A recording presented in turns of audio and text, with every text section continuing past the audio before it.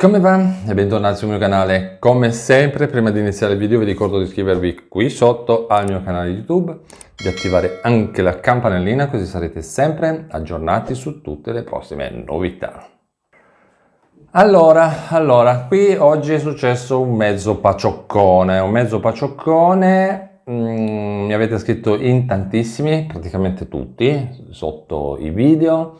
La chat su WhatsApp, la chat dedicata a voi su WhatsApp è praticamente esplosa e insomma, oggi c'è un problema legato alla carta di Adi. Tutto è nato da tipo intorno a mezzogiorno, quando molte persone hanno iniziato a dire guardate che ci sono le lavorazioni, alcuni hanno detto ci sono le lavorazioni ma senza credito, altri hanno iniziato a dire sì, vedo l'accredito ma è cambiato il numero della carta. Allora, vediamo un attimo di fare un riassuntino. Perché?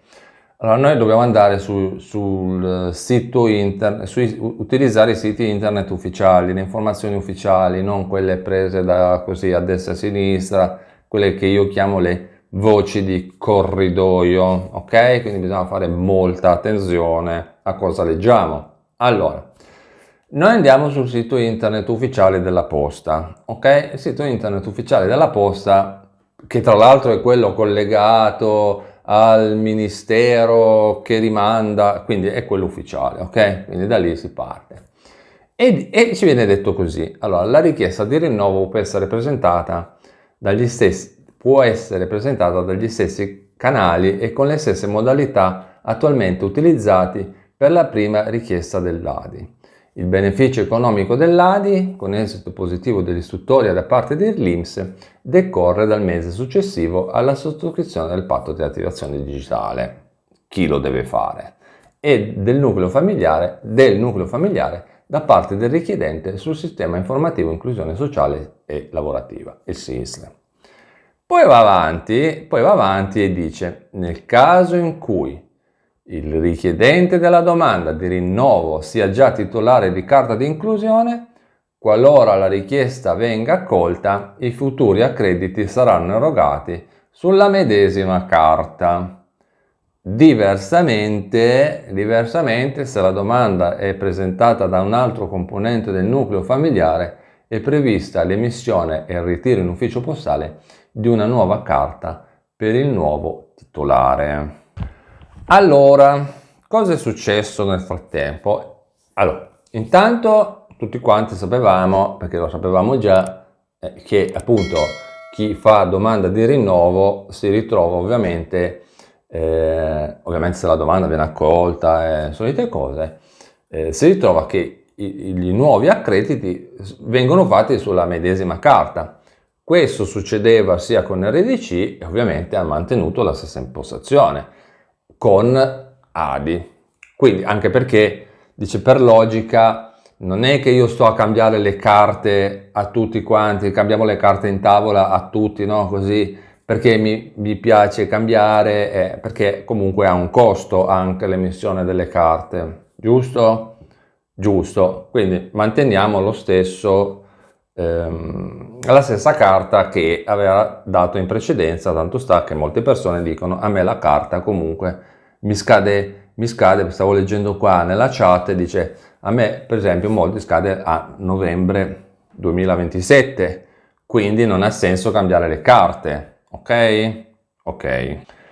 Però poi cosa è successo? Che le cose sono andate avanti, la giornata è andata avanti e invece a quanto pare molte persone si sono ritrovate che c'era la lavorazione, però non c'era l'accredito. Sono andati in posta a chiedere informazioni e si sono ritrovati con qualcuno che gli ha detto bisogna cambiare la carta.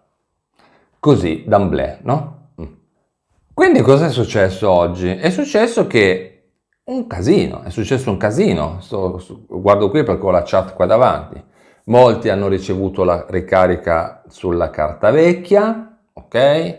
E invece a qualcuno l'hanno sostituita, quindi diciamo che c'è stato un mezzo paciocco. Allora, da come la vedo io, poi comunque uscirà credo e spero, un comunicato ufficiale dove verrà spiegato tutto quanto. Comunque, da come la vedo io, è successo questo.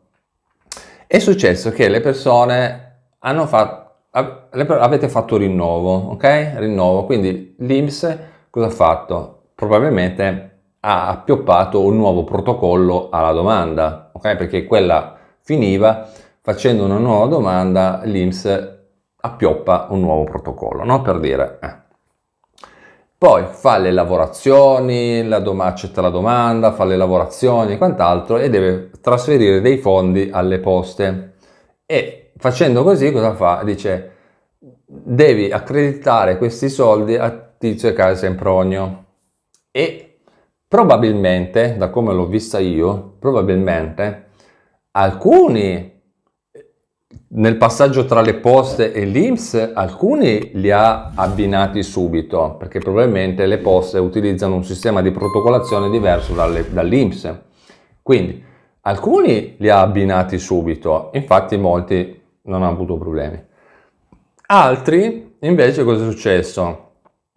Che l'INPS ha dato il mandato di pagamento e le poste non hanno probabilmente, non si sono, diciamo, i due sistemi non si sono allineati, ok? Ok. Detto questo, ci sono molte persone che hanno iniziato a dire domani vado in posta a chiedere. Alcuni, se non ho capito male, alcuni addirittura hanno detto che sono andati già in posta e gli hanno detto che praticamente gli hanno dato la carta nuova direttamente. Sì, ci sono i soldi, c'è il tuo nome, c'è la ricarica, c'è l'accredito, tutto quello che vuoi, però c'è da cambiare la carta. E gli hanno dato un'altra carta, così.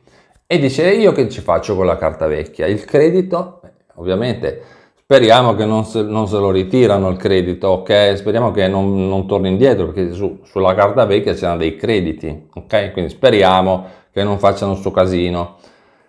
Però a sto punto cosa fare? Secondo me una soluzione sarebbe quella di aspettare intanto domani o dopodomani e poi eventualmente recarsi in posta e, cioè, se non arriva l'accredito sulla carta vecchia, recarsi in posta e chiedere se c'è qualcosa intestato, per dire a nome mio, no? Per dire vado io, chiedo in posta, dice c'è qualcosa intestato a nome mio, come accrediti per quanto riguarda la carta di inclusione e quant'altro, e vedere un attimino che cosa rispondono in posta. Sì, c'è un mandato di pagamento per quella carta, no, c'è un mandato di pagamento per quell'altra carta, di qua e di là. Quindi finché non abbiamo un comunicato ufficiale da parte dell'INPS che spiega cosa è successo, e spero che arrivi, ok?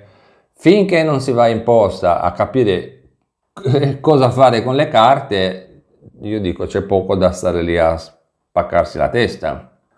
Per esempio, adesso stavo leggendo un messaggio qua in chat, tra l'altro la chat la trovate qui sotto nella descrizione del video, c'è il collegamento al mio sito internet, andate lì, cliccate appunto sul collegamento del sito internet e che vi riporta, poi quando aprite il sito internet vi riporta l'elenco delle varie opzioni e da lì potete scegliere di entrare in chat.